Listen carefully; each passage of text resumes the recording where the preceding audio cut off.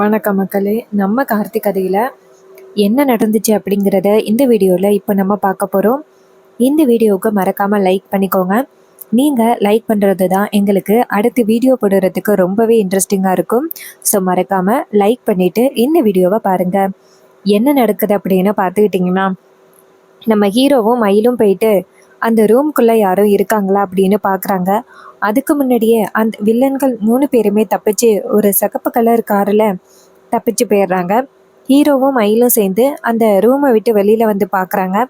அப்போ தான் ஹீரோவுக்கு ஒரு ஞாபகம் வருது. இந்த இடத்துல சிகப்பு கலர் கார் கிடந்துச்சு, ஆனால் இப்போ காணுமே அப்படின்னு நினச்சிக்கிட்டு நேராக மயிலுக்கிட்ட நம்ம ரூம்குள்ளே போகும் பொழுது வாசலில் சிகப்பு கலர் கார் கடந்ததை நீங்கள் பார்த்தீங்கல்ல அப்படின்னு மயில் சொல்கிறாரு. ஆமாம் சகலை, நான் பார்த்தேன்.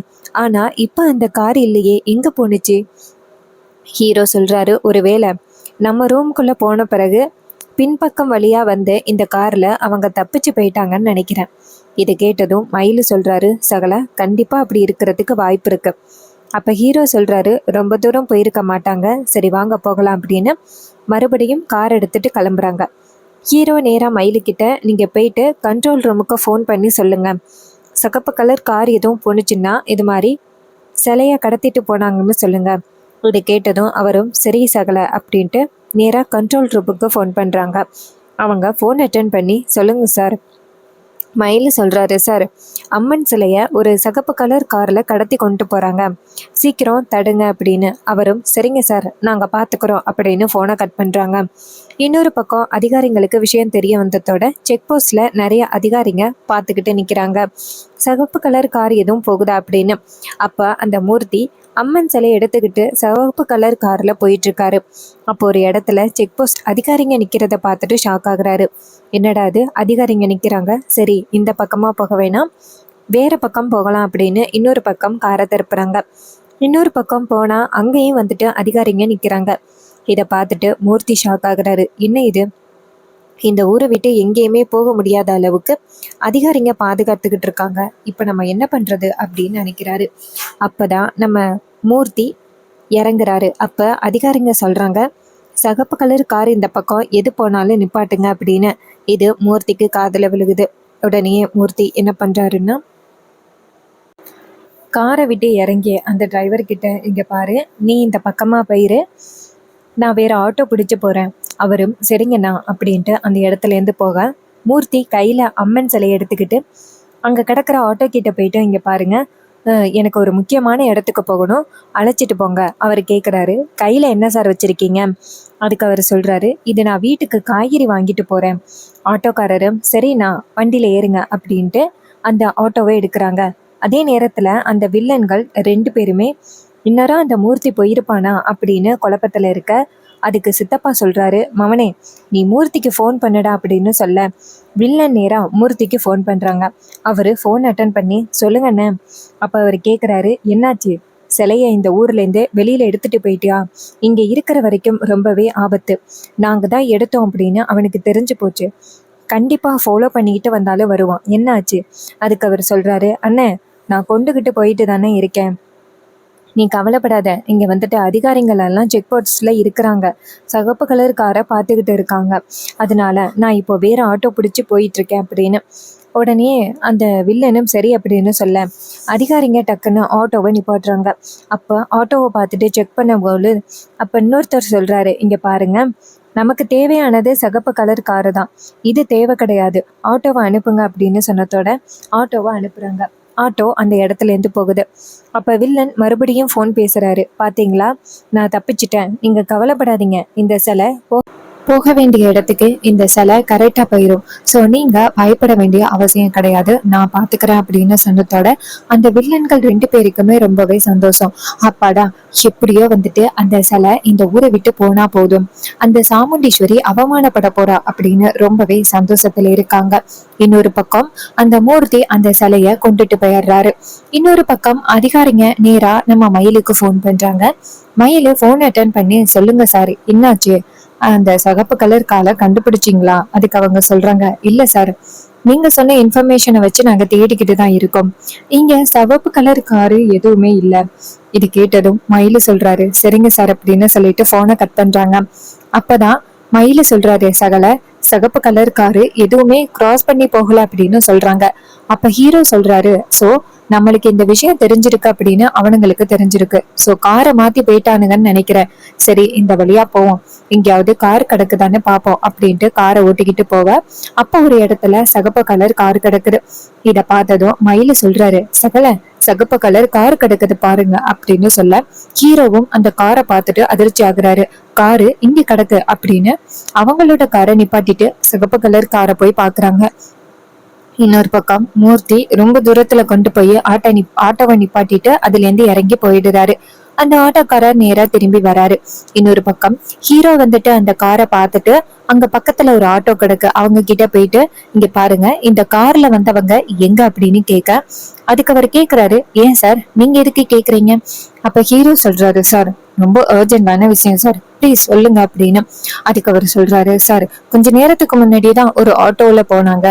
அப்ப ஹீரோ கேக்குறாரு, ஆட்டோலயா? எந்த ஆட்டோன்னு நம்பர் சொல்ல முடியுமா? அதுக்கு அவர் சொல்றாரு, சரிங்க சார் நம்பர் சொல்றேன் அப்படின்னு அந்த ஆட்டோக்காரரோட நம்பரை கொடுக்குறாங்க. ஹீரோ அந்த நம்பருக்கு கால் பண்றாரு. அப்ப அந்த ஆட்டோக்காரர் போன் அட்டன் பண்ணி, சொல்லுங்க சார்.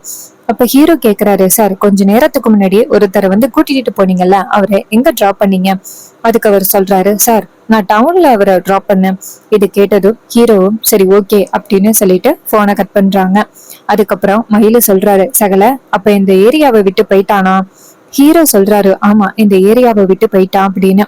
இதை கேட்டதும் மயிலு ஷாக் ஆகுறாரு.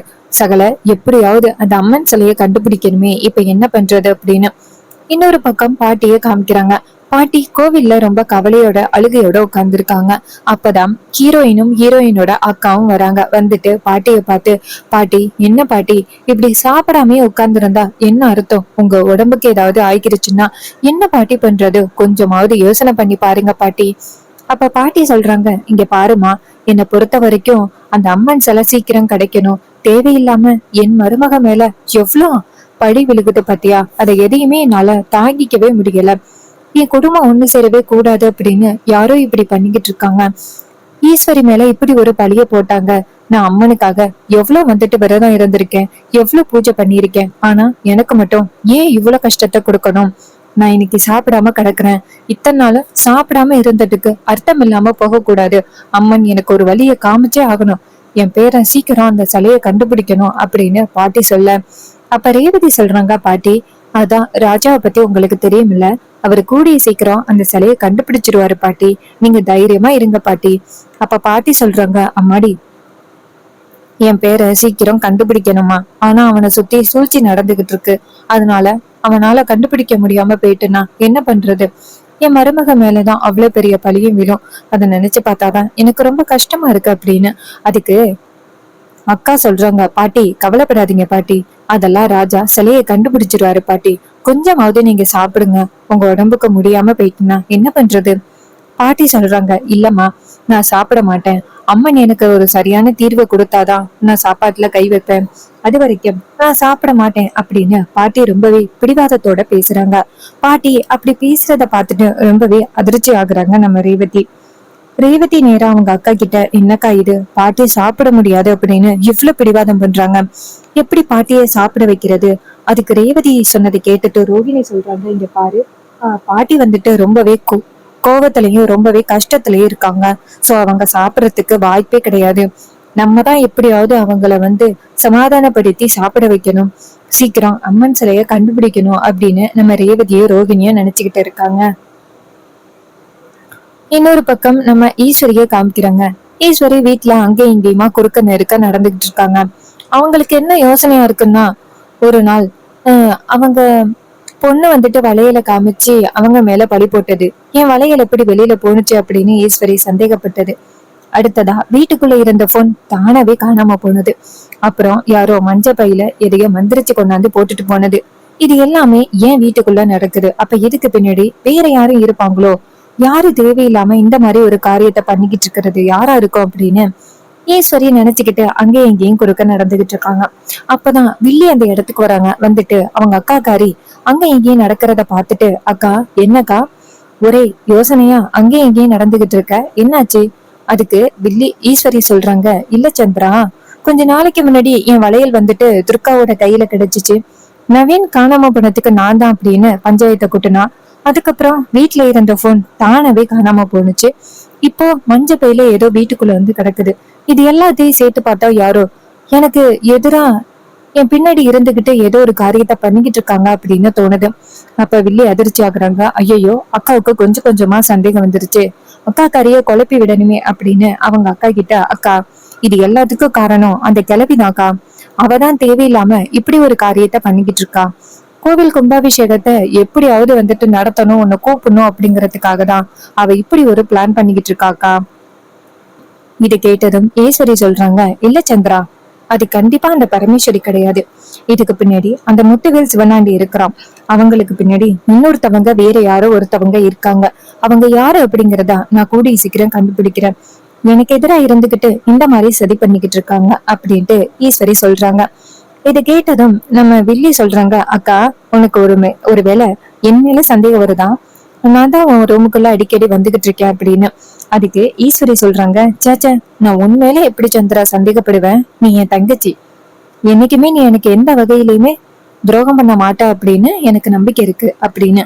இதை கேட்டதும் வில்லி சொல்றாங்க, இல்லக்கா நான் தானே உன் ரூமுக்கு அடிக்கடி வரேன், ஒருவேளை நீ என்ன சந்தேகப்படுறியோ அப்படின்னு கேட்டேன்.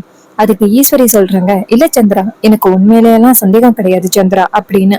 அதுக்கப்புறம் வில்லிக்கு அப்பதான் நிம்மதி ஆகுது. ஈஸ்வரி அந்த இடத்துல இருந்து போனதோட வில்லி நினைக்கிறாங்க, அக்காவுக்கு சந்தேகம் வர ஆரம்பிச்சிருச்சு, இதுக்கப்புறம் நமக்கு கொஞ்சம் உஷாரா இருக்கணும் அப்படின்னு நினைக்கிறாங்க. இன்னொரு பக்கம் நம்ம ஹீரோவை காமிக்கிறாங்க. மயிலு கேக்குறாரு, சகல இப்ப எப்படி அந்த அம்மன் சிலைய கண்டுபிடிக்கிறது? அப்ப ஹீரோ சொல்றாரு, நான் என் நண்பனுக்கு போன் பண்றேன் அப்படின்னு. நேரா சரவணனுக்கு போன் பண்றாங்க. அவரு போன் அட்டன் பண்ணி சொல்லுங்க. அப்ப ஹீரோ சொல்றாரு, நண்பா இது மாதிரி நடந்த விஷயம் எல்லாத்தையுமே சொல்றாரு ஹீரோ. இதை கேட்டதும் அவர் சொல்றாரு, இங்க பாரு நண்பா, நீ கவலைப்படாத, இதுக்கு பின்னாடி என்ன உண்மை ஒளிஞ்சிருக்கு அப்படிங்கிறத நான் கண்டுபிடிக்கிறேன் அப்படின்னு கண்டுபிடிச்சிட்டு நேரா அவங்க ஹீரோவை வந்து பாக்குறாங்க. அப்ப சரவணன் சொல்றாரு, நண்பா அந்த மூர்த்தி அப்படிங்கிறவன் சிலையெல்லாம் நிறைய வந்து எடுத்துக்கொண்டு போய் விற்பானா. அதனால கூட அவன் பல தடவை அதிகாரிங்க கிட்ட சிக்கியிருக்கான். சோ பெரிய சிலைய வச்சுக்கிட்டு இருக்கானா. அங்க என்னன்னா அவன் வந்து தானாவே சிலைய தயாரிக்கிறேன்னு சொல்லி இந்த மாதிரி வேலையெல்லாம் சைடுல பண்ணிக்கிட்டு இருக்கான் அப்படின்னு கேள்விப்பட்டார். வா நண்பா நம்ம போய் நேரடியா விசாரிப்போம். அப்ப ஹீரோ சொல்றாரு, நான் வந்தா கண்டிப்பா வந்துட்டு அவன் உண்மையை சொல்ல மாட்டான், ஏதாவது ஒரு வகையில தப்பிச்சு போகணும் அப்படின்னு பாப்பான். சோ இதுக்கு பின்னாடி என்ன பண்ணணும்னா நீங்க போயிட்டு ஃபர்ஸ்ட் விசாரிச்சு பாருங்க, ஒருவேளை அவன் உண்மையை சொல்லல அப்படின்னா நான் அந்த இடத்துக்கு வரேன். இதை கேட்டதும் அவரும் சரிங்க நண்பா, நான் போயிட்டு ஃபர்ஸ்ட் விசாரிக்கிறேன், அவன் என்ன சொல்றான் அப்படிங்கிறத பாக்கலாம் அப்படின்ட்டு. அப்ப ஹீரோவும் சரி அப்படின்னு சொல்ல சரவணன் என்ன பண்றாருன்னா நேரா அந்த கடைக்கு போறாங்க. அங்க ஒருத்தர் நேரா சரவணனை பார்த்து, வாங்க சார் யாரு வேணும்? அதுக்கு அவர் சொல்றாரு, மூர்த்தி இருக்கானா அப்படின்னு கேட்க அவர் சொல்றாரு, இருக்காரு சார் அப்படின்னு சொல்லிட்டு மூர்த்தி கிட்ட கூட்டிட்டு போறாங்க. மூர்த்தி அந்த இடத்துல இருந்ததோட அதிகாரி கேக்குறாங்க, இங்க பாருங்க, அம்மன் சிலை வந்துட்டு உன்ன பக்கத்தூர்ல காணாம போயிருக்கு, நீங்க தான் வந்துட்டு வாங்கினதா நாங்க கேள்விப்பட்டோம், உங்ககிட்டதான் கை மாறி வந்த மாதிரி கேள்விப்பட்டேன், இந்த சிலை எங்க இருக்கு அப்படிங்கிறத இப்பயே கொடுத்துருங்க, இல்லைன்னா உங்களுக்கு தான் பிரச்சனை. அதுக்கு அவர் சொல்றாரு, சார் நான் அப்படியெல்லாம் எந்த சிலையும் கடத்தவே இல்லை, நீங்க தேவையில்லாம என் மேல பழி போடுறீங்க, நான் எல்லாம் சிலைய கடத்தணும் அப்படின்னு அவசியமும் கிடையாது. இது கேட்டதும் அதிகாரி சொல்றாங்க, இங்க பாரு, உன் கைக்கு தான் சிலை கைமாறி வந்தது எனக்கு நல்லாவே தெரியும், இப்படி ஏதாவது சொல்லி தப்பிச்சு போகலாம் அப்படின்னு கனவுல கூட நினைக்காத, மரியாதையா அந்த சிலை எங்க இருக்கு அப்படின்னு இப்ப சொல்ல போறியா இல்லையா? இது கேட்டதும் அவரு ரொம்பவே அதிர்ச்சி ஆகுறாரு. அப்போ அதிகாரி கோவமா கேக்குறத பார்த்துட்டு அந்த மூர்த்தி ரொம்பவே பயப்படுறாரு. இப்போ மூர்த்தி சொல்றாரு, சார் யாரோ உங்களுக்கு வந்துட்டு தப்பான ஒரு அட்ரஸ சொல்லியிருக்காங்க, நான் ஒன்னும் அந்த சிலைய வாங்கவே இல்லை, பாக்குறீங்களா, இந்த சிலை எல்லாமே நானே ஏற்பாடு பண்ணி வித்துக்கிட்டு இருக்கேன், தேவையில்லாம ஏன் பொழப்ப கிடக்கணும் அப்படிங்கறதுக்காக யாரோ இப்படி தேவையில்லாத ஒரு காரியத்தை பண்றாங்க, என்கிட்ட எந்த வித சிலையும் இல்ல, நீங்க தேவையில்லாம வந்து இங்க பிரச்சனை பண்ணாதீங்க அப்படின்னு சொல்லிட்டு அவரு ரொம்பவே ஸ்ட்ராங்கா பேசுறாரு. இதை கேட்டுட்டு நம்ம சரவணன் அதிகாரிக்கு ரொம்பவே ஷாக் ஆகுது, என்னடா இது, இவன் இவ்வளவு ஸ்ட்ராங்கா பேசுறானே அப்படின்னு. இந்த ஸ்டோரி பிடிச்சிருந்துச்சுன்னா இந்த வீடியோவுக்கு மறக்காம லைக் பண்ணிக்கோங்க, நம்ம சேனலை சப்ஸ்கிரைப் பண்ணிட்டு பக்கத்துல உள்ள பெல் ஐகானையும் கிளிக் பண்ணி ஆல்னு செட் பண்ணிக்கோங்க. அப்ப நாங்க அடுத்த வீடியோ போடும் பொழுது உங்களுக்கு நோட்டிபிகேஷன் வரும், பார்க்கலாம். தேங்க்யூ ஃபார் வாட்சிங்.